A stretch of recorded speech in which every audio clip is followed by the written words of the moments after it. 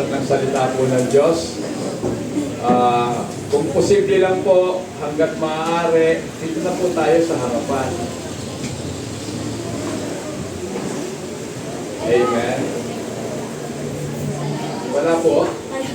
Di aalisin na lang natin itong upuan dito para mas buwelo pa tayo dito pag nagpupuri tayo. Tama po ba? Kasi magiging walang silbi po itong upuan sa unahan. Mga kapatid.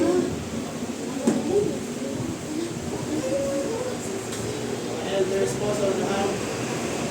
Dito na po tayo sa unahan. Pwede po ba? Pakiusap lang po. Pwede naman. Yan. Mga elders Dito po. po malo. Baka may isa sa unahan po tayo. Dito po tayo sa unahan. No, may setting. Okay. So, ang subject pa naman natin ngayon, pagsisisi. Amen. So marami po tayong dapat pagsisihan, mga kapatid. Amen. Kaya pala, hindi pa ako nagtataka, mga kapatid. Sinabi ng Panginoon, manalangin tayo. Hindi kasi talaga ng ulo natin. Amen. Amen. So, we need to repent. Amen. Kailangan po natin magsisi. Ngayon po ay huling linggo na po ng buwan ng Mayo. So kaya nga po, repentance po rin topic natin kasi sa buong buwan po ng Mayo, ang ating pong paksang pinag-uusapan ay tungkol nga po sa pagsisisi. Ngayon naman po, huling araw na po o huling linggo na po, kaya papasok po tayo sa close analysis. Ano po ba yan, mga kapatid? Pag sinabi kong close analysis, atin pong malapitang suriin kung ano nga po ba talaga ang pagsisisi. Amen? So, okay. So, maganda po ang ano natin, di ba? Mga kapatid. Tayo.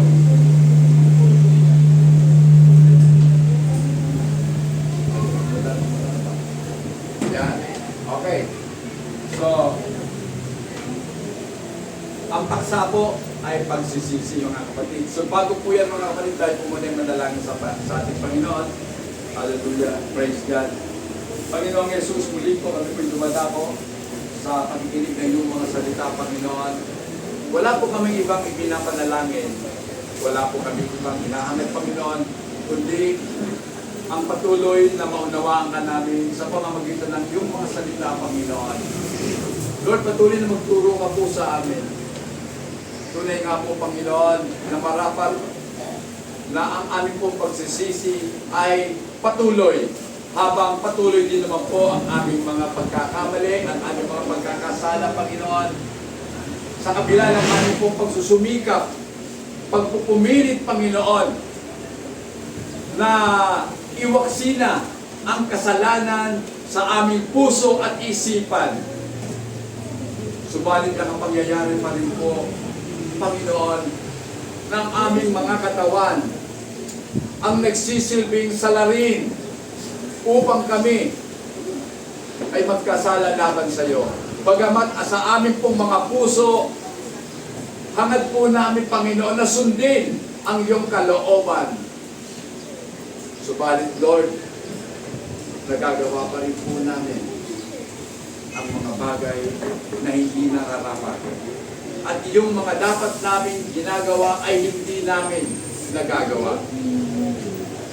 Salamat, Panginoon, dahil ipinauunawa mo sa amin na habang kami ay nasa katawang lupa, Panginoon, kami po ay patuloy pa rin na magkakamali at magkakasala laban sa iyo. Subalit salamat dahil inilagay mo nga po, Panginoon, ang pagsisisi ay amin pong isagawa sapagkat sagana ka, Panginoon, sa pagpapatawad. Kaya marami pong salamat. Ito po ang aming samot na langit sa iyong banal at makapangyarihang pangalang Jesus. Amen.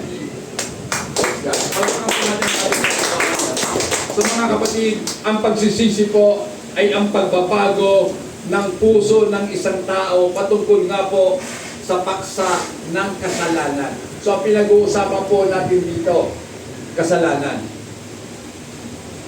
So kaya habang tayo po ay nagkakasala, dapat po patuloy din po ang ating mga pagsisisi. Amen? Sapagkat bawat isa po sa atin at lahat po tayo ay ipinanganak sa kasalanan. Amen? Pakibasa po. Psalms 51 verse 5. Ano pong sabi? Ako'y masama na kumanta sila, makasalanan na ng ako'y inuwas. Behold, I was brought forth in iniquity, and in sin my mother conceived me. So pansinin niyo mga kapatid, sa kasalanan ako'y ipinaglihi ng aking ina. Amen. Kaya paglabas po ng tao sa mundong ito, siya po ay masama na sapagkat siya'y ipinaglihi ng kanyang ina sa kasalanan. Kumbaga sa sakit mga kapatid, bawat batang ipanganganak ay infected na po ng virus ng sin. Amen. Pero wala ka pang pagkakasala, pero infected ka na. Kaya ang tawag sa atin ay evil by nature. Tayo po'y masama sa pagiging likas po natin. Amen. By nature, we love sin. Totoo naman ito, di ba? Lahat po tayo, galak at mahal na mahal ang paggawa ng kasalanan. Di ba pinagtatawanan nga lang natin ang kasalanan, hindi po ba? At yun ang gustong-gusto natin gawin. Bakit? Pastor, sapagkat ang kasalanan po ay masarap. Totoo yun. Amen. Kasalanan, maganda. Kung pangit ang kasalanan, walang gagawa ng kasalanan. Tama ba? Amen. Kaya huwag nyo nang asamin pang gumanda. Amen. Dahil baka kayo ang maging mitya ng kasalanan. Amen. So, we take ourselves to sin. Hindi po tayo pinipilit na magkasala. Tayo mismo, dinadala natin ang ating sarili sa kasalanan. Di ba? Sabi nga, ano ba ang ginagawa ng isang taong matino sa sugalan? Sige nga, anong dahilan kung bakit pumupunta ka sa sugalan? Manunod ka? Bakit? Naglilibang ka. Pero napaya. Maglilibang o nahihibang? Alin sa dalawa? Nahihiba. Maglilibang o nahihibang? Yun lang po yun, mga kapatid. Simple lang. So, we take ourselves to sin as soon as we can act and think just as the bird takes to fly. So mga kapatid, mga bata pa yan, nag-aantay na lang sila na makagawa at makapag-isip ng paggawa ng masama. Parang mga ibon lang yan. Nung maliliit pa yan, nasa pugad pa lang. Amen. Sinusubuan ng ina ng mga inahing ibon. Kapag tumutubo na ang pagpa at malaki na, alam nyo ba ang mga nanay mismo, silang gumagawa ng paraan para ang mga anak nila ay magsilayas na sa mga pugad. Unti-unti po sinisira ng ina, ng inahing ibon, ang kanyang pugad. Amen. At kapag ito'y sila na, wala nang magagawa ang mga inakay, kundi lumipad. Kasi mahuhulog sila eh. Amen? Mahuhulog na sila. Kaya lilipad na sila. Parang mga isda rin yan mga kapatid. Di ba ang mga isda, hindi naman naglalakad yun. Sila yung lumalangoy. Kasi nasa tubigan sila. Amen. So, kung papaano ang mga isda ay talagang lumalangoy. Hindi ko po sinasabing natututong lumangoy. Talagang marunong na silang lumangoy. Ngunit sila po ay naghahantay lamang ng tamang panahon para sila mismo ang lumangoy. Amen. Never was a child required schooling. Hindi kailanman ang mga batang ito ay turuan o i-educate natin para matutunan lamang ang ang pandaraya. Hindi mo kinakailangan ng matuturuan. Ganito ang pandaraya. Dahil lalaki siya. Pag hindi mo tinuruan ng tama, mandaraya yan. Amen? Hindi mo kinakailangan turuan ng bata na maging makasarili at sundin ang kanyang sariling kagustuhan.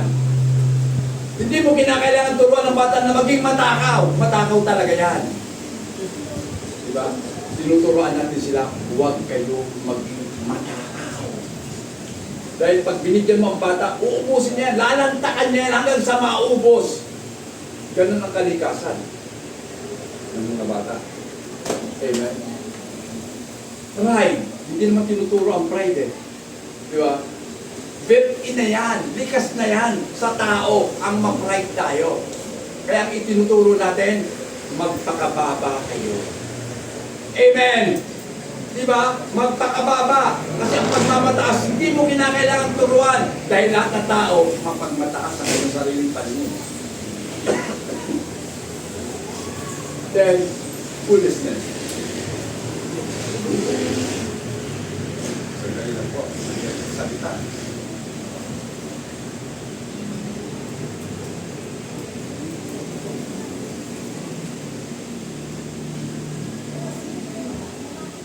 So pag sinabi kong foolishness, kahangalan, hindi mo po kailangan turuan ng bata maging hangal. Hangal talaga yan eh. Amen? Kaya ang mga bata, dinadala natin sa paaralan para matuto. Kasi pag hindi sila naturuan, hangal talaga ang mga bata. Amen.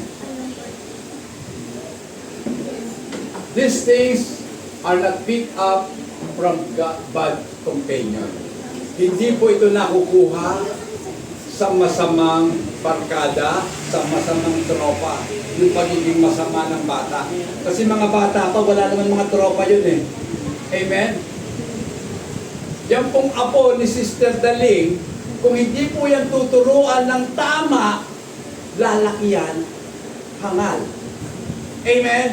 Hindi papasukin ng paaralan, lalaking ang alam nyo na yun. Di ba?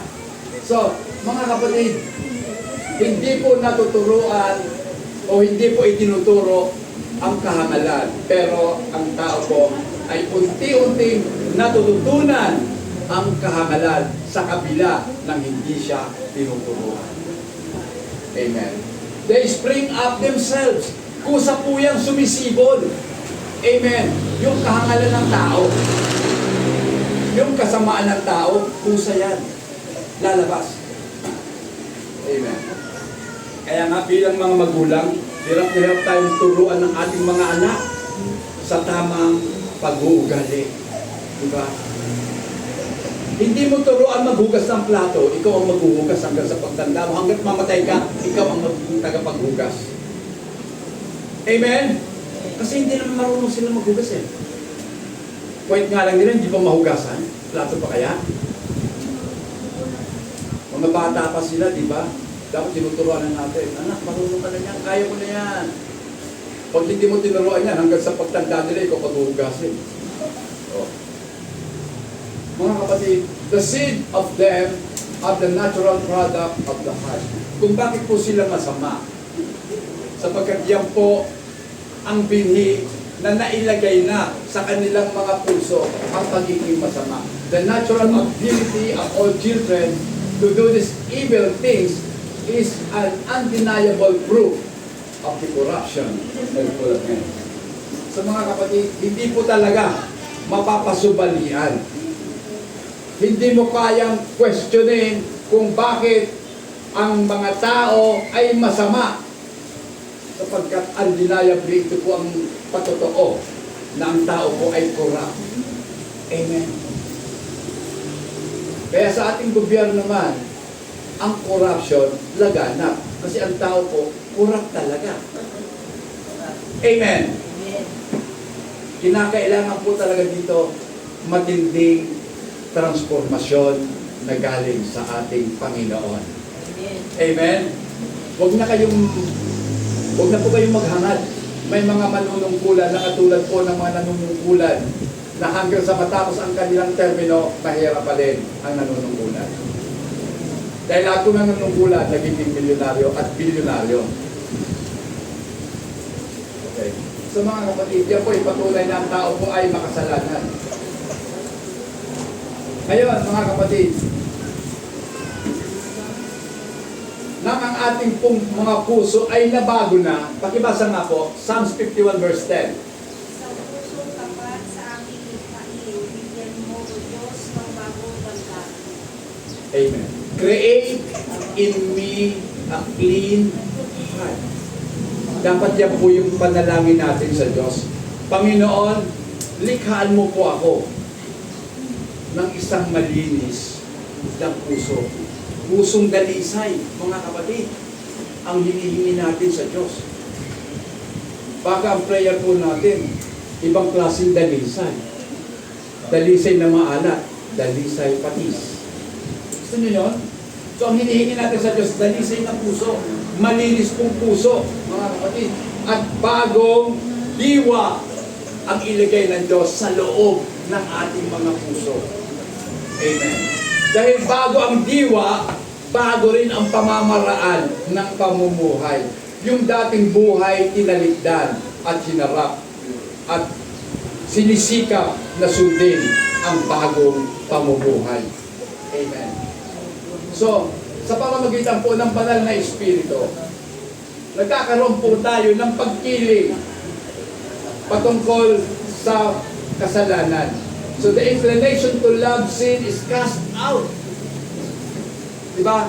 Dati sinabi ko po na mahal at gustong-gusto ng mga tao magkasala. Pero nung nabago na po ang puso natin, cast out na.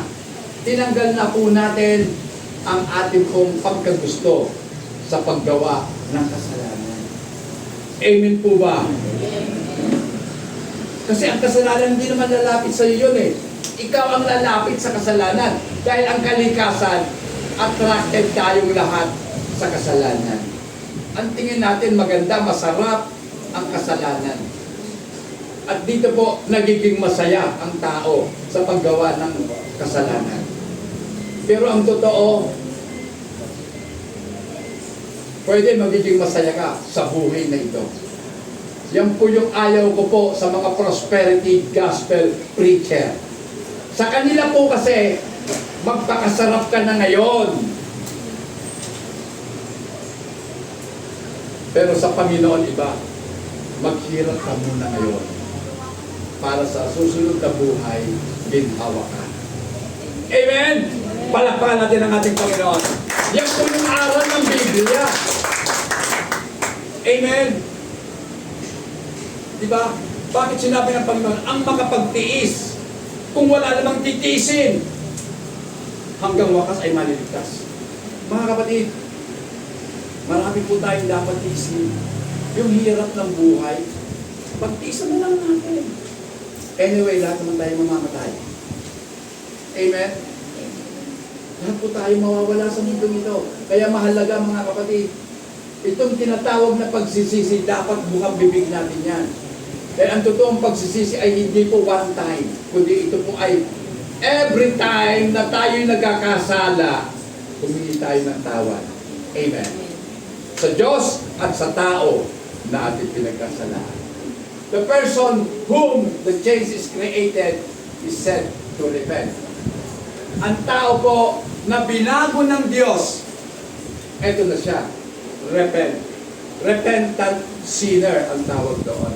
Taong nagsisisi sa kanyang mga nagawang pagkakamali. Yan. Okay. So, mga kapatid, we all deserve a closer and more thorough investigation regarding this doctrine. Kinakailangan po talaga natin ang malaliman at malapitang pagsusuri patungkol po sa aral ng pagsisisi. Let's dissect. Ida-dissect po natin itong pagsisisi at ating pong suriin ang bawat bahagi nito. Sino ba dito ang nakapag-dissect ng mga palaka nung sila nag-aaral pa? Diba minsan, ganun talaga. Kung gusto mong pag-aralan ng isang bagay, matutunan po natin i-dissect. Kahit sa mga salita, pag pirapirasuhin natin ang salita, na ginagamit. At doon, lalalim ang ating pong pagkaunawa patungkol sa salita. Hindi pa akong sasawang ulit-ulitin. Totoo, graduate ka ng high school, ng senior high, baka graduate ka pa ng college. Alam niyo mga kapatid, nakakatawa minsan eh. Nanonood pa ako ng Itbulaga. Ngayon po ang mga sumasali, college level na. Anong bang naman itong mga batang ito? Ba't ang daming hangal ng mga bata? College na. Walang alam. Kaawa-awa. Hindi alam ang mga lugar. Hindi alam ang mga kontinente kung saan makikita yung bansang yon. Ano ba naman ito? High school pa lang ako, alam ko na yan. Eh, ikaw yung pastor. Ay, dapat lang. Huwag natin sayangin ang ibinigay ng Diyos na utak sa atin. Gamitin natin ito. Amen? Huwag mong sayangin ang oras sa mga bagay na walang kabuluhan. Diba? Isipin mo, naglalaro ka 3 oras. Ninakalimutan mo na ng kumain eh. Hindi ka nga umiihi eh. Kahit iihi ka na, teka, nasa game ako. Oh, diba? Bakit? Ganun ba kahalaga ang game natin? Samantalang eto, sasamba ka sa Diyos. Alas 9, alas 10, alas 11, alas 12. 3 oras lang. Late ka ba? O kaya, lumagpas na ng konti sa alas 12. Si pastor talaga, lagpas na naman. Alam niyo, minsan sinasadya ko talaga ilagpas eh. Tinitingnan ko yung mga reaction ng mukha ninyo. Yung iba, nakangiti lang dahil, sige lang, pastor. Yung iba naman, kanina ka pa dyan, pastor. Sana ubuhin ka na. Matuyok ka na sana ng laway. O, di ba? Huwag ganon, mga kapatid. Dapat habang nangangaral ako, may pray kayo. Sige ba, pastor, habahan yun pa. Amen. Oh, may natatawa yata. Okay. Ito na po tayo. Pag-usapan po natin. 5 po yan. 5 bagay na ating hihimay-himayin na nakapalong po sa salitang repentance. Ang totoong pagsisisi ay nagpapasimula sa pagkaalam natin ng ating mga kasalanan. Dahil ang totoo, hindi ka naman magsisisi kung hindi mo alam dahil kayo nagkasala. Tama? Dahil anong pagsisisihan mo? So, kinakailangan malaman muna na ito ay makasalanan. Amen. Okay. At para makita mo na ikaw ay makasalanan, kailangan mabuksan ang ating mga paningin. Amen. The eyes of repentant sinners are open. Pakibasa po, Acts 26:18, ano sabi? Sinuulan mo ang kanilang mga mata, babalik sila sa kaliwanagan mula sa kadiliman, ililigtas sila sa kapangyarihan sa Satanas at ibabalik sa Diyos. At sa pamamagitan ng pananampalataya nila sa akin, sila'y patatawarin sa kanilang mga kasalanan at mabibigyan ng lugar kasama ng mga taong ginawang banal ng Diyos. Amen. To open their eyes in order to turn them from darkness to light. So maliban po, nabuksan ng Diyos ang ating mga mata, hindi natin makikita ang kaibahan ng dilim sa liwanag. Tama? So hindi po ako ang nagbubukas ng inyong mga paningin. Dahil wala akong kakayanan, buksan kayo ang kaunawaan ninyo. Tanging ang Diyos ang mayroong kakayanan na magbukas ng mata ng ating kaunawaan para maintindihan po natin ang pagkakaiba ng dilim sa liwanag. So paano mo malalaman na may liwanag kapag nabuhay ka na? Amen? Sapagkat lahat ng mga patay walang pagkaalam. Amen? At dahil sa kasalanan, tayong lahat ay mga patay. Tama? Pero tayo ay kinaawaan ng ating Panginoong Jesus. Binigyan tayo ng buhay para makita natin ang liwanag. Amen. Yan ang ibig sabihin ng pagiging born again mo. Nung ipinanganak ka muli sa Espiritu, nakita mo na ang kaliwanagan na dulot ng pagkaalam ng salita ng ating Panginoon. Amen. Then nakita mo na rin at naranasan mo na rin. Dati, ranas natin ang kapangyarihan ni Satanas. Amen? Bawat kibot natin, kapangyarihan yata ni Taning ang naghahari sa atin. Pero ngayon, nararanasan mo na rin ang kapangyarihan ng Diyos. Amen. So makikita mo ang pagkakaiba ng dalawa. That they may receive forgiveness. Dahil nasa ilalim tayo ng kapangyarihan ng Diyos, tayo pong lahat ay tumatanggap ng kapatawaran sa ating mga kasalanan. At hindi lamang tumatanggap tayo ng kapatawaran, nagiging tagapagmana pa tayo ng kayamanan ng Diyos. Amen? Sino ba dito may mga lupa? Kami walang lupa. Ang may lupa lang ako sa katawang kumisan. Minsan sasabi ko sa asawa ko, pakitanggal mo nga mga lupa ko sa likod. O, diba? Ano yun? Kailangan hilulan ka para makita yung mga lupa mo. So lahat po tayo may mga lupa. Kaya ang lupa natin hindi pwedeng ipamana. Pero sa Diyos, may mana na naghihintay para sa lahat. Amen. Diba? Kaya po tayo, nagpupumili talaga tayo na sumunod sa ating Panginoon. Sino ba naman ang ayaw ng mana? Lahat po tayo gusto maging tagapagmana, di ba? Pero lahat po ng minanang kayamanan nauuwi din naman sa kawalan. Bakit? Sapagkat hindi natin ito pinaghirapan. Amen. Ayon nga po sa survey, lahat ng yumayaman, 75% entrepreneur. Tapos mga 15% investor. Pero pagdating sa mga tagapagmana, maliit na porsyento lang yun. Yung yumaman ka dahil sa minana mo, maliit na porsyento lang. Napakaliit. Kasi kung ating bubulat natin lahat ng mayayaman sa Pilipinas, ang pinanggalingan nila, mahihirap. Hindi yan, lahat yan. Kaya lang sa haba na ng panahon na pagsusulikat nila, mapapalad na yung mga tagapagmana. Sila na nagmana. Okay, mga kapatid, tayo rin naman tagapagmana natin ng kasamaan ng ating mga magulang. Pero salamat sa Diyos, pinaawaan tayo. Kaya eto na mga kapatid, they see with dismay and perplexity the holy law of God. So makikita na natin ngayon na minsan, dati ang tingin natin sa mga kautusan ng Diyos, nakakalito, nakakapanghina, nakakadismaya, di ba? Pero ngayon, nakikita na natin, pati yung extent ng ating pong paglapag, nakikita na natin, grabe pala ang mga ginawa kong pagkakamali, ang tindi. Diba? So nakikita mo na yung extent ng yung transgression laban sa Diyos. To their surprise, they discover how delusional they are thinking themselves a good person. Kaya, hindi mo na ngayon nasasabi sa sarili mo, mabuti akong tao. Hindi na.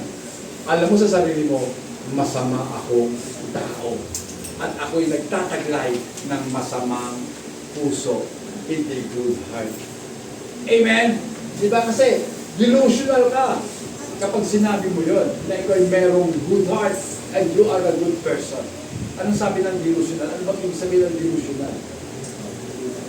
Liw ba? Pinalitan ko lang, para si Yorme. Ganun ka lang. Liw ba ka lang, kaya nasasabi mo na you are a good person. Pero sa paningin ng Diyos, napakasama mo. Amen. Then maliwanag, sila ang mabuti. Walang taong mabuti. Diyos lang. Amen. So, only to find out in reality, they were wicked. Kapag tayo po'y nabago na, maiintindihan natin at makikita natin ang sarili natin. Napakasama pala natin. Amen. ang tigas pala ng ulo natin. Diba? Wala pala tayong malasakit sa magulang natin. Sila, trabaho ng trabaho. Yung nanay, gawa lang ng gawa sa bahay. Hindi man natin sila matulungan. Ang lalaki na natin. Diba? Inuutosan ng nanay, wait lang. Yung ginagawa ko po, anak, maglinis ka naman, magwalis ka naman. Tapos na, kung hindi mo utusan, hindi gagawin. Dapat magkaroon tayo ng pusa. Nakita mo marumi ang sahig, gagawin mo. Linisin mo. Huwag mo lang natin si nanay, ang daming ginagawa niyan. Okay.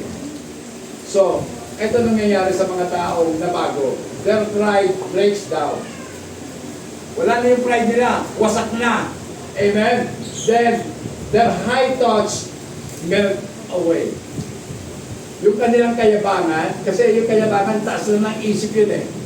Isip nila sa sarili nila, wala na. Natunaw na. Now they see and understand that they are a great sinner. Naintindihan na nila, naunawaan na nila na sila pala ay napakalaking makasalanan. Mark 10:18, pakibasa. Sumagot si Jesus, bakit po ako tinatawag na mabuti? Walang mabuti, kundi ang Diyos lamang. Okay, yan po yun. Mark 10:18, sinasabi po doon, bakit po ako tinatawag na mabuti? Sabi ni Jesus, diba? Walang ibang mabuti kundi isa lang. Tanging ang Diyos lang ang mabuti. Amen? Kaya huwag mong sasabihin mabuti kang tao. Ako hindi ko sinasabing mabuti akong tao. Ako'y masama. At dahil ako'y masama, naawa sa akin ng Diyos at ako'y pinatawad. Ngayon, kung ako ba ay mabuti, sa tingin ng iba, pwedeng mas mabuti ka. Pero sa paningin ng Diyos, mabuti ka nga. Dahil ang kabutihan mo, hindi talaga nanggagaling sa iyo, kundi ibinigay ng ating Panginoon. Okay. Okay. Ngayon, pangalawa ng pag-uusapan natin tungkol po sa sa pagsisisi. Goes on to work, sorrow for sin. Kung tayo po ito toong nagsisisi, yan. Ang pagsisisi na meron po tayo ay gumagawa sa atin ng lungkot. Kumbaga nagbibigay ng kalungkutan sa atin sa tuwing tayo po ay nakagagawa ng kasalanan. Hindi ka na natutuwa.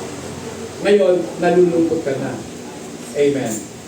Naiyak ka na nga eh. Pag nakagagawa ka ng mali, umiiyak ka sa Panginoon. Kahit walang sumusumbat sa'yo. Dahil alam mo, nakikita ng Panginoon ang ginagawa mo. The heart of a penitent man is touched with deep remorse because of his past transgression. So ang pinag-uusapan ngayon, kanina, mata. Kailangan mabuksan ang mata. Ngayon naman, ang puso ng isang taong nagsisisi ay hinihipo ng ng Diyos with deep remorse because of his past transgression. Kumbaga, nare-realize mo na marami ka palang nagawang pagkakamali sa Diyos. Kaya nalulungkot ka na. Amen? He is cut to the heart to think that he should live insanely and so wickedly. Diba? Parang pinupunit na yung puso mo kapag naiisip mo dati ang pamumuhay mo para kang baliw kung mamuhay. Then, namumuhay ka ng ubod ng sama. So wickedly. At ngayon, he mourns over wasted time. Nalulungkot ka na. Dahil ang dami mong sinayang na panahon. Diba? Masasabi mo tuloy, sana nung bata pa ako, na-born na ako eh. Para hindi ko na sana naranasan yung mga ganitong sitwasyon. Diba? Halos munti ka nang mapatay. Dahil sa gawa mong masama. Diba? Kapag inalala mo lahat yun, magbibigay sa'yo ng kalungkutan yun. Dahil sa mga nasayang na panahon. Then hindi lang panahon lang nasayang, pati yung talento mo, misspend. So hindi nagamit ng tama ang talento. Ganda-ganda ng boss mo eh. Kumakanta ka lang sa mga gig, sa mga kumakanta ka lang sa tawag ng tanghalan. Bakit hindi mo ipagamit sa Diyos ang magandang boss mo? Alam niyo mga kapatid, ingit na ingit ako sa mga tao. Ang gaganda talaga ng boses. Parang yung mga high notes nila, easy lang. Hindi sumasayat. Ang galing na. Sana sa Panginoon na lang yung ginagamit. Diba? So sayang ang talento. Ginagamit mo para i-entertain ang mga tao. Sa Diyos mo gamitin para ipang-worship sa Kanya. Amen? Palakpakan natin ang ating Panginoon. Minsan, ito na. Over God is grace. So minsan, binawalang kabuluhan natin ng Diyos. Binapaliwalan natin. At dahil binaliwalan natin ang Diyos, pati kaluluwa natin, injured. Di ba? Nasasaktan ang kaluluwa natin. Pakita sa Proverbs 14:34. Katwiran ay nagpapalakila sa isang bayan, ngunit ang kasalanan naman ay nagdudulot ng kahihiyan. Di ba? Ang kasalanan, ang dulot sa tao, kahihiyan. Ang tao naman hindi naman nagsisisi sa unahan eh. Laging ang pagsisisi sa huli. Eh ngayon, para ano pag pagsisi ka na, hiyang-hiya ka na. O, di ba? Sana, bago ka gumawa ng masama, inisip mo muna na ito'y magbibigay sa'yo ng kahihiyan.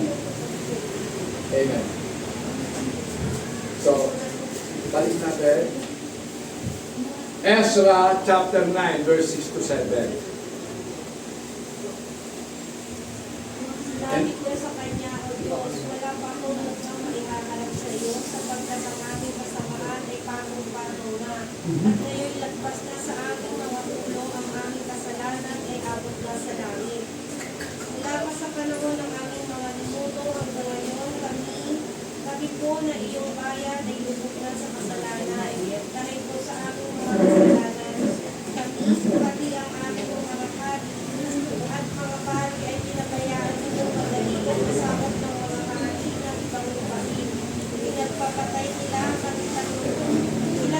nila kami hinihag at pinagnakawan. Ganap ang pagbuwak na nangyari sa amin maging hanggang sa kasalukuyan. So mga kapatid, ito po yung dulot ng kasalanan. Una, kahihiyan. Ipapahiya ka talaga ng kasalanan, di ba? Then, ito na ang pinakamatindi. Yuyurakan ka ng kasalanan. Dadalhin ka sa kamatayan, pagnanakawang ka, uubusin lahat ng meron ka dahil sa kasalanan. Amen. Diba? Mauubos lahat yun. Hanggang sa panahon ngayon. So, mga kapatid, the remembrance of these things is grievous to Him. So, nakakalungkot talaga. Naalalahanin pa ang mga bagay na nagdulot sa atin ng kahihiyan. Yung mga kasalanan na yun, kaya naalalahanin pa. The burden of these things is sometimes almost unbearable and intolerable. Pakibasa po, Psalms 38 verse 4.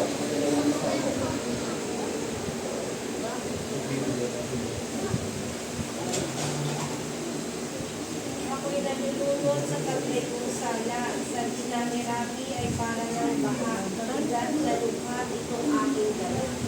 Grabe, no? Nalulog ka na sa kasalanan mo.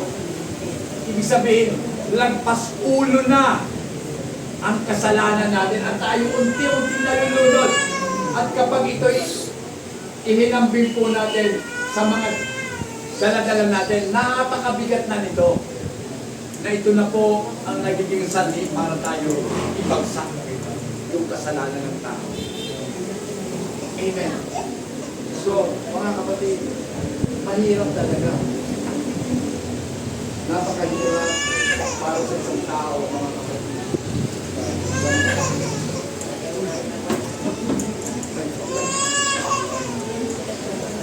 Oh, pagbalik na. Nagkabalik na naman ako.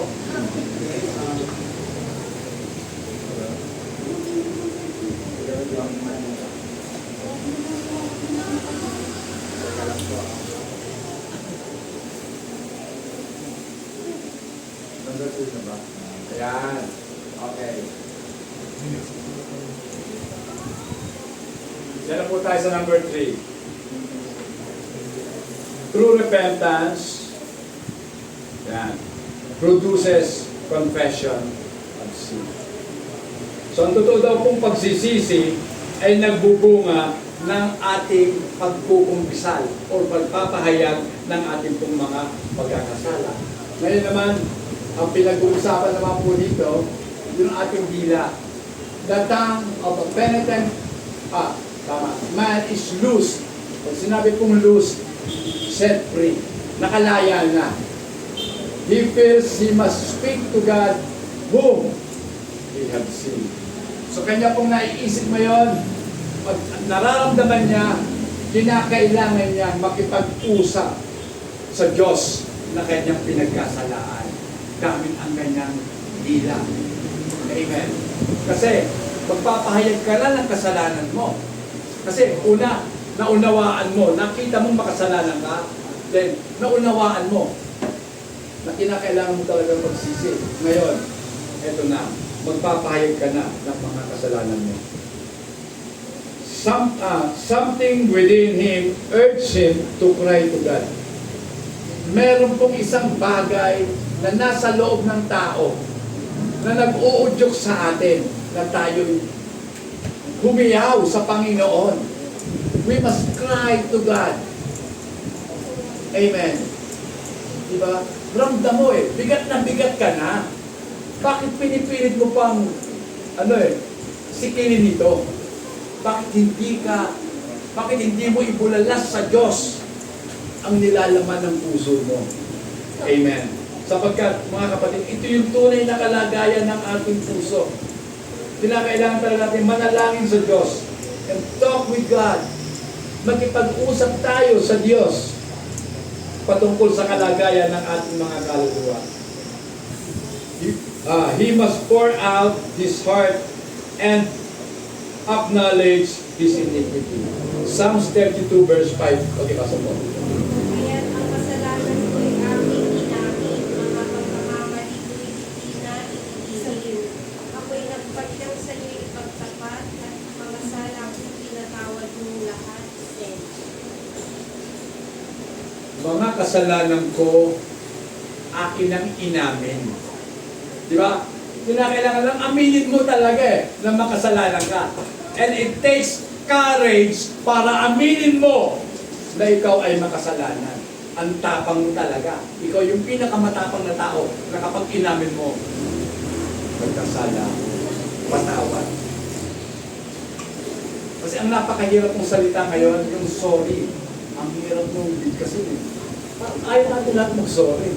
Kasi sa mundo po, ipinapakita ng mundo na kapag ikaw ay laging nagsusorry, mahina kang nilalang. Pero sa Diyos, ikaw ang pinakamatatag na nilalang. Lagi nating tandaan, sabi ng Panginoon, ang aking kaisipan ay mas mataas kaysa sa kaisipan ng sanlibutan. At tayo nagtataglay na rin ng mataas na kaisipan. Kaya sundin natin kung ano ang sinasabi ng ating Panginoon. Magpakumbaba ka para maitaas ka ng ating Panginoon. The more na nagpapakataas ka, the more na ibabagsak ka ng Diyos. Anong gusto mo?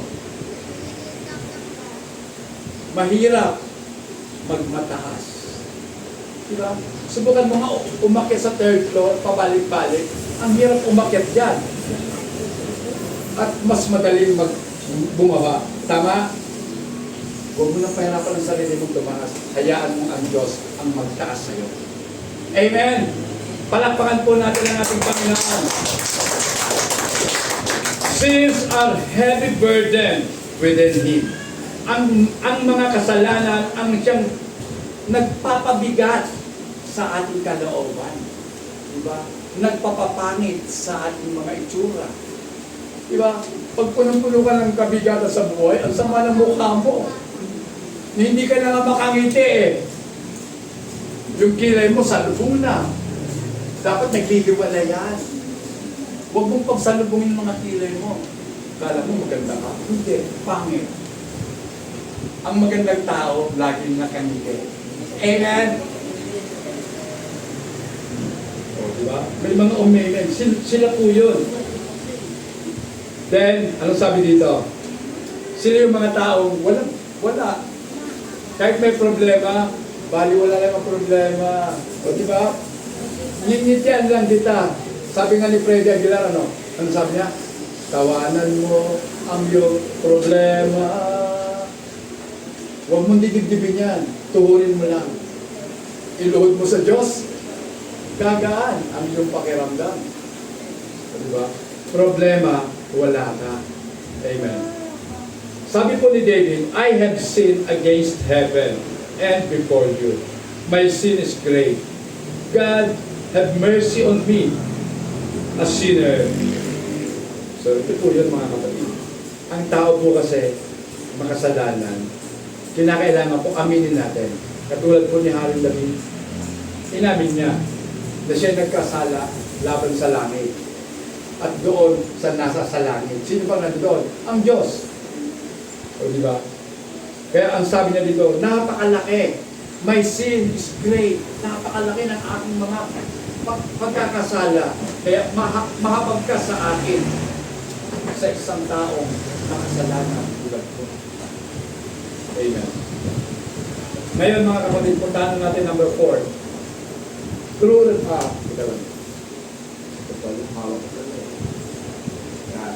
True repentance shows itself through breaking off from sin.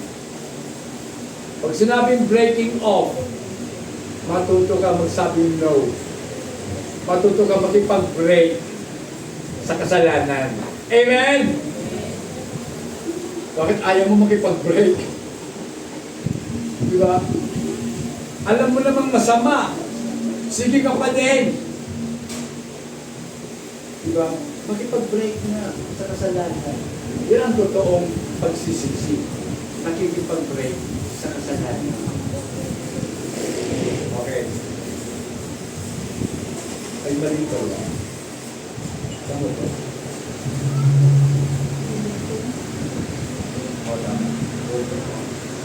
Okay. Ngayon naman po mga kapatid, ang pinag-uusapan na po dito, buhay na. Ang buhay ng isang taong nagsisisi is being altered. Kung sinabing altered, nababago.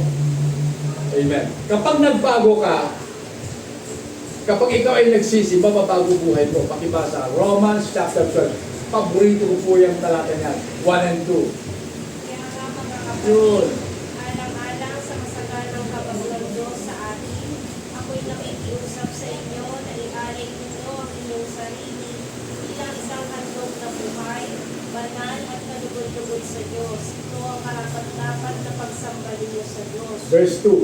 Huwag kayong makiayon sa takbo ng mundo ito. Sa halip, kaya ninyong baguhin ng Diyos ang inyong pag-iisip upang maunawaan ninyo ang kanyang kalooban.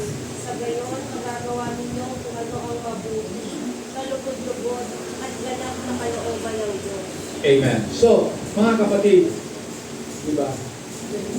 Ang pang-araw-araw po nating buhay ay ginaganap po natin na meron pong tinatawag na pagbabago sa kasalukuyang panahon. So mababago talaga kasi napakaganda po ng sinabi po ni Apostol Pablo. Sabi niya, I beseech you therefore, brethren. So nakikiusap ako sa inyo mga kapatid ko na ating ihandog ang ating mga katawan na haing buhay. Diba? Living sacrifice. So ayaw po ng Diyos ng mga patay na handog. Noong araw sa Old Testament, ang mga inihahandog, pinapatay.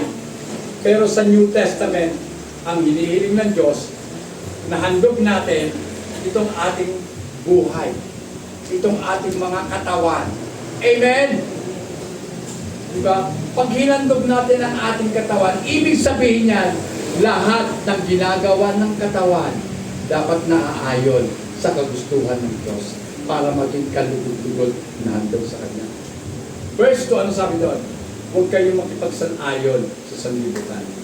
Do not be conformed to this world, but be transformed by the renewing of your mind. So, papaguhin ang ating kaisipan. Tayo ang magbabago ng ating kaisipan sa pamamagitan ng pagbabasa natin ng salita ng Diyos. Amen? Parang pagkain lang yan. Kung ano ang laging kinakain mo,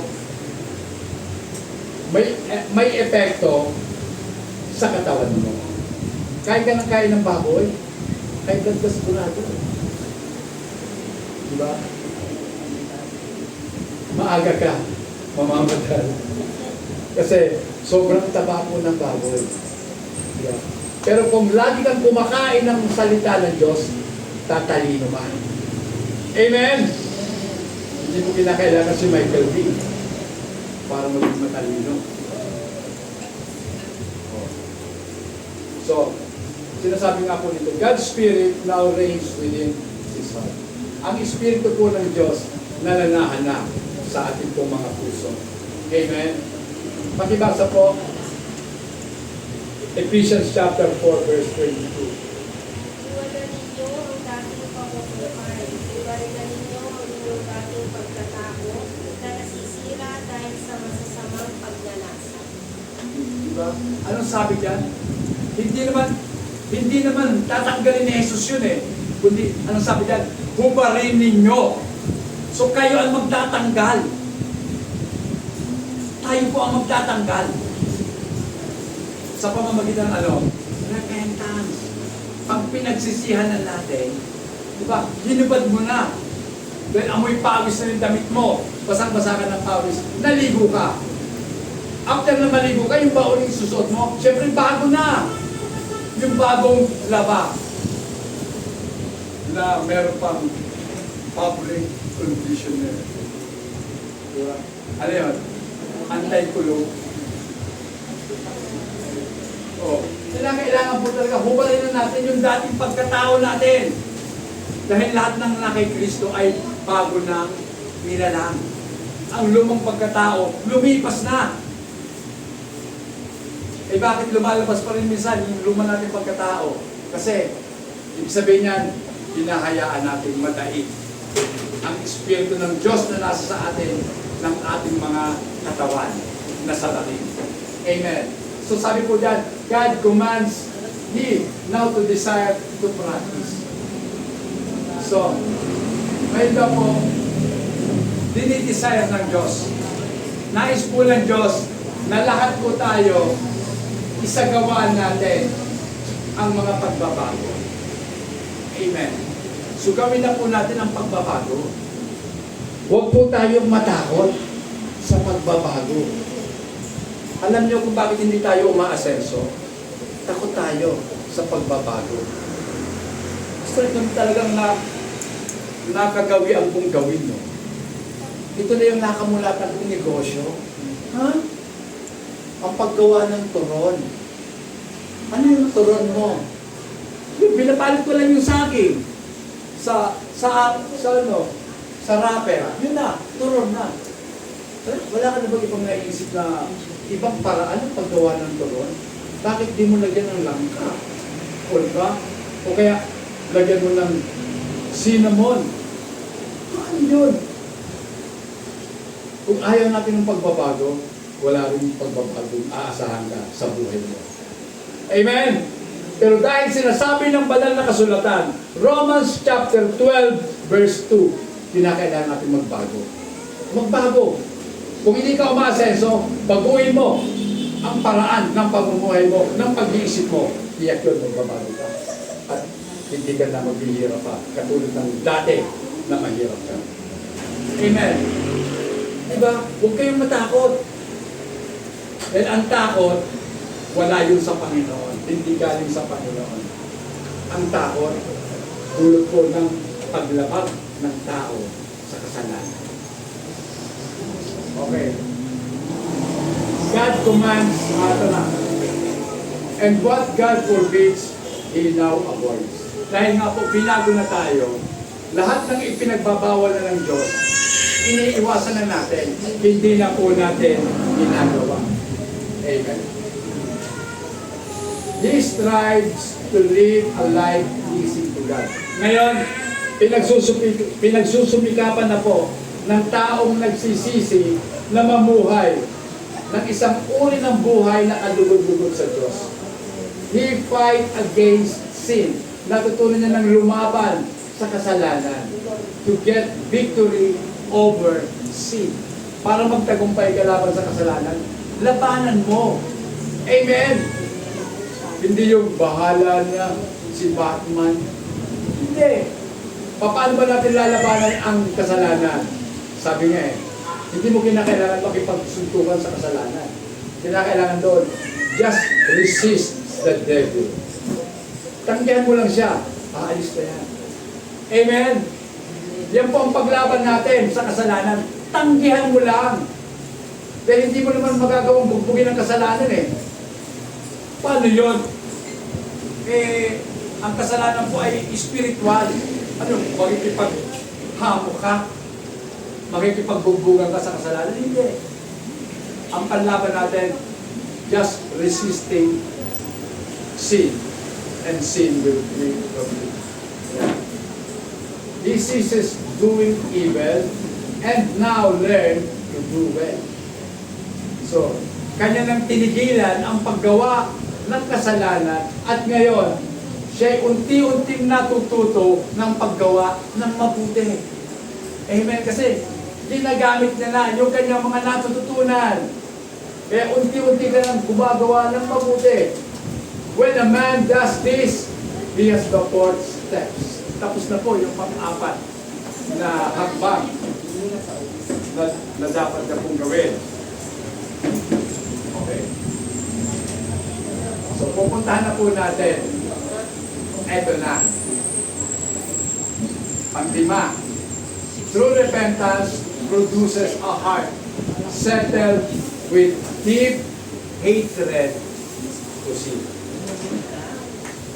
So, nagkakaroon na po ang isang taong totoong nagsisisi ng isang pusong, pag sinabing settled, kumbaga, nandoon na talaga, nakatayo ng matibay doon po sa pagkapuot niya sa kasalanan. Napupuot na siya sa kasalanan. So, hindi lang po, hindi lang basta nagagalit hatred na ang nararanasan ng taong totoong nagsisisi. Hatred po sa kasalanan. Ngayon, ang pinag-uusapan naman yung isip na ng tao. Kanina yung buhay, ngayon ang isip na. The mind of a penitent may become a mind habitually holy. Pag sinabing nagtataglay na ang taong nagsisisi ng isang uri ng kaisipan na naiiba, habitually holy. Naiibang uri po ng kaisipan. He abhors that which was evil and cleaves to that which is good. Natutunan niyo na pong itakwil ang kasamaan at kanyang yakapin kung ano ang mabuti. Pakibasa, Romans 12:9. Maging tunay ang inyong pagmamahalan. Kasuglaman ninyo ang masama at pakaingin ang mabuti. Okay. So maliwanag po yan, mga kapatid, na itakwil na daw ang kasamaan. Amen. So itakwil na natin. Pag sinabing itakwil mo na, huwag mo nang balikan. Kasi tayo minsan ganun Tinapon na, pero nung nagkaisip, pinalikan, yung itinapon, kinalkan sa basurahan, teka, kailangan pa pala kita. O, diba? So kung ano yung itinapon na natin, itapon na natin. He delights in the law of God. So ang kanya lang ngayong katuwaan ay sa pagsunod sa mga utos ng Diyos. He finds in himself an evil principle warring against the Spirit of God. So nasumpungan niya, katulad ni Paul, nasumpungan niya sa sarili niya ang masamang prinsipyo. Dahil sabi ni Paul, bakit yung mga bagay na ayaw mong gawin, siya nagagawa ko. Sige na pakibasa. Romans 7:23 hanggang 25. Yan po yun. Ngunit may ibang kapangyarihan sa mga bahagi ng aming katawan na saluhan sa tuntunin ng aming isip. Hinihihag ako ng kapangyarihan ito sa kasalanang naninirahan sa aming katawan. Kaysa kulap ng aming kalagayan, sino ang magliligtas sa amin mula sa katawang ito na nagdadala sa amin sa kamatayan?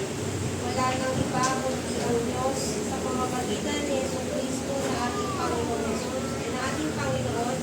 Salamat sa Kanya. Ito nga ang kalagayan ko. Sa pamamagitan ng aking isip, pinapilingkuran ko ang kautusan ng Diyos. Ngunit sa pamamagitan ng aking katawang makalaman, ay pinapilingkuran ko ang tuntunin ng kasalanan.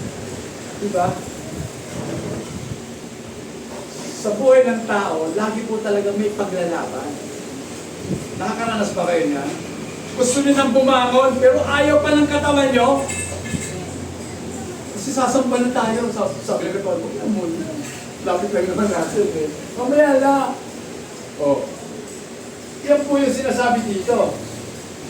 With the mind, I myself serve the law of God. Sa isip ko talaga, gustong-gusto ko paglingkuran ang Diyos ang kautos at sundin ang kanyang mga kautusan. Pero ang aking laman, ang sinusunod, yung kautusan ng kasalanan. Diba? Gusto ko na namang kantayin yung awit ng ano eh. Gusto kong bumait, pero di ko magawa. O, diba? Gusto mong bumait, pero bakit? Hindi mo talaga magagawa yan unless nasa sayo si Kristo. Amen? Hindi magagawa ng tao na baguhin ang kanyang sarili. Kinakailangan natin ang Espiritu ni Kristo. At kapag nasa sayo ng Espiritu ni Kristo, magagawa mo ang lahat ng bagay. Ibig sabihin, that's the only time na pwede mo nang hubarin ang lumang pagkatao mo. Amen. Pero kung wala si Kristo, wala kang magagawa. Di ba sabi nga ng Panginoon eh? Ano sabi niya? Ako ang puno, kayo ang mga sanga. Then, mamunga kayo ng marami at ito'y manatili sa inyo. At kung kayo hiwalay sa akin, wala kayong magagawa. Diba? Wala talaga tayong magagawa kapag tayo hiwalay kay Kristo, mga kapatid. Amen. So, paano yan? Teka na. At then, sige, pagkita mo lang. Balik mo doon sa ano. Tapos na yung verse. Alam mo, pag pinili ko ito, iba naman tayo. Tapos na yung Romans 7. Okay, papasahin mo na nga natin dito. Yeah. Okay. He find himself cold when he would be hot. Ito na nga mga kapatid, di ba? Minsan, nasusumpungan mo ang sarili mo na nanlalamig ka sa Diyos. Pero dapat mainit ka sa Diyos. Pero bakit nanlalamig ka sa Diyos? Yan. At ito pa mga kapatid, backward when we would be forward. Dapat paabante ka, pero nakikita mo sa sarili mo, umaatras ka. Paatras. Imbis na pasulong, paurong. Diba? Dapat ang mga tumatanda,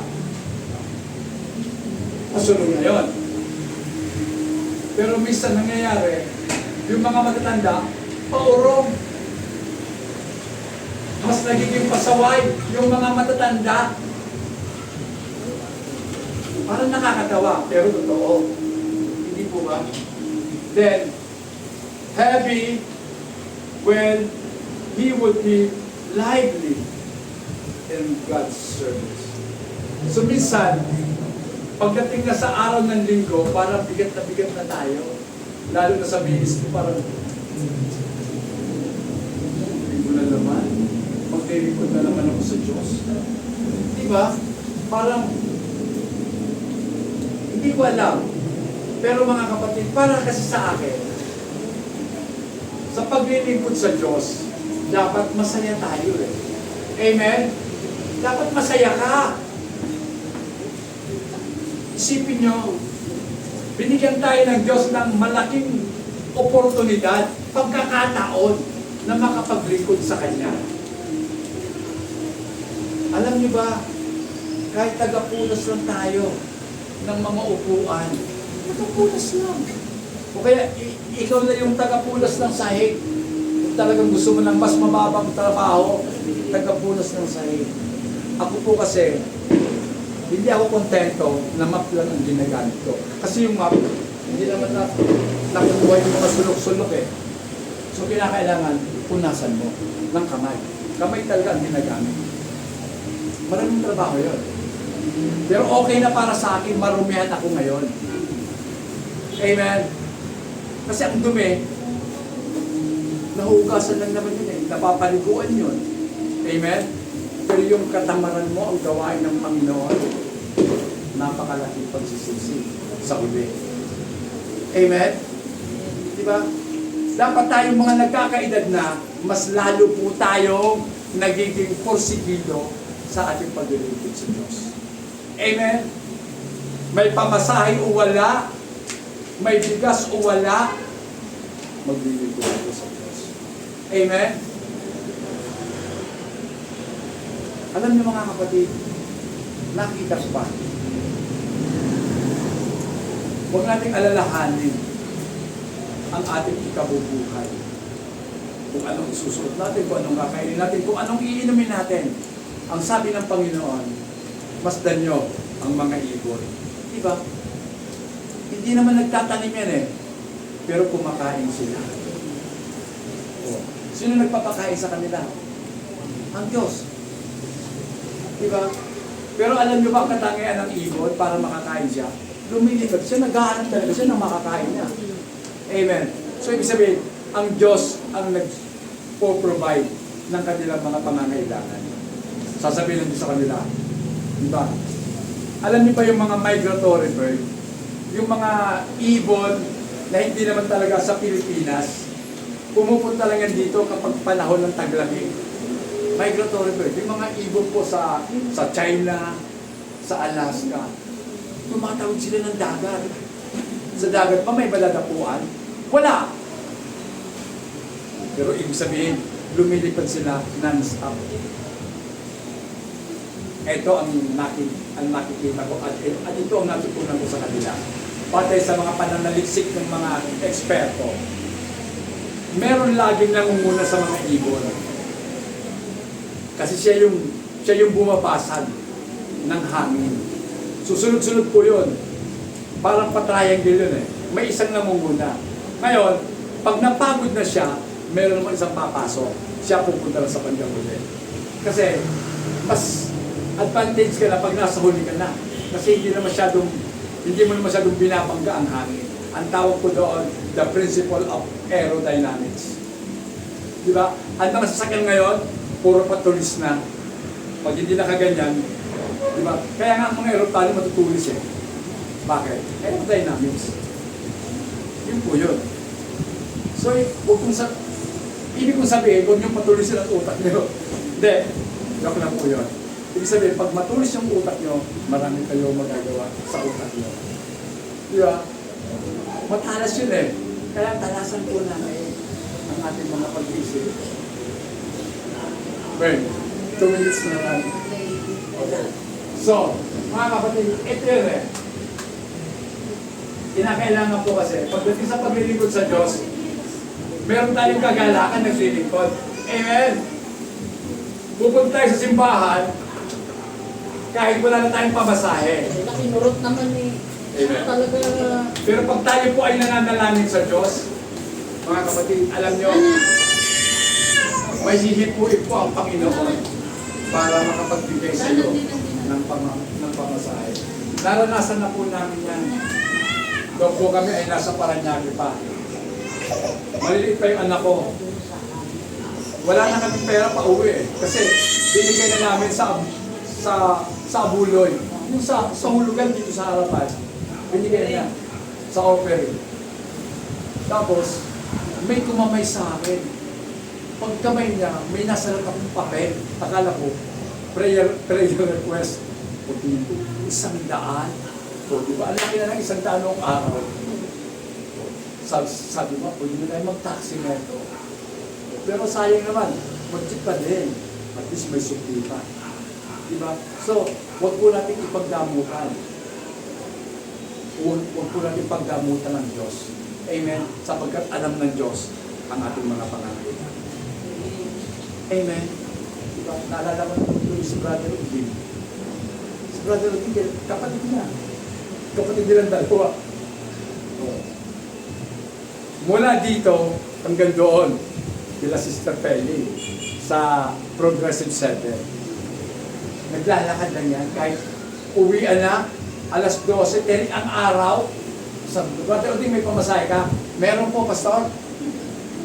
Pagsakay namin ng jeep, nakita ko banda dito, naglalakad. Si Brother Oding, sinungaling pa sa akin. Sabi, meron daw siyang pamasahe, yung pala wala, naglalakad.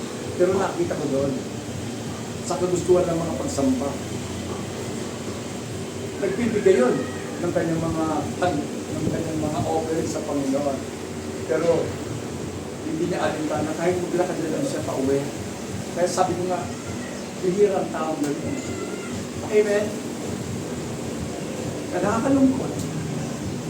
Kasi yung mga apo niya, nadala namin dito. Pero sabi ko na talaga, ang Diyos ang tumatawag ng tao. Hindi ako. At wala akong kakayanan na hikayatin kayo na bumalik. Maliban na lang na ipaunawa, ipaintindi ng Diyos sa atin na kailangan talaga natin siya. At hindi tayo mabubuhay kung tayo ay hiwalay.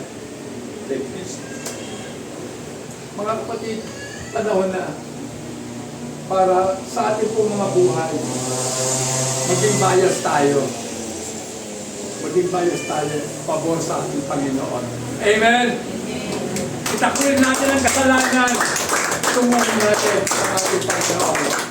Toward God, away from evil. Amen. Yan. So katulad po ni David, malapit na po ako matapos, sinabi ni David, therefore, all your precepts concerning all things I consider to be right. I hate every false way. Sabi ni David, sa Tagalog nga po, Psalms 119, 128, yan po tayo magwawakas. Yan. Kaya siya kukunin mo ay ako sinunod. Ang pagkakunan ng isang mga gawang bukod.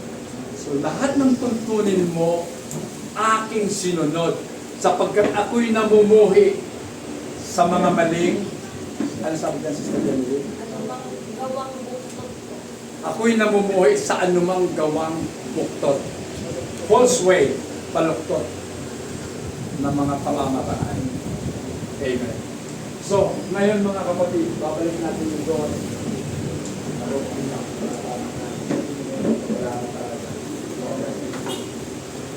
So ngayon mga kapatid, kung ating titingnan, ayaw ibalik ka. Okay. When man says this, he has the 5 steps, the crowding steps of true repentance. So, ito na po sa number 5, ito na po yung pinaka korona po ng lahat po ng totoong pagsisisi. Ito nga po yung pagkakaroon natin ng matinding pagkapuot sa kasalanan. Amen. Mga kapatid ko, tumayo tayong lahat at tayo po dadako sa presensya ng ating Panginoon.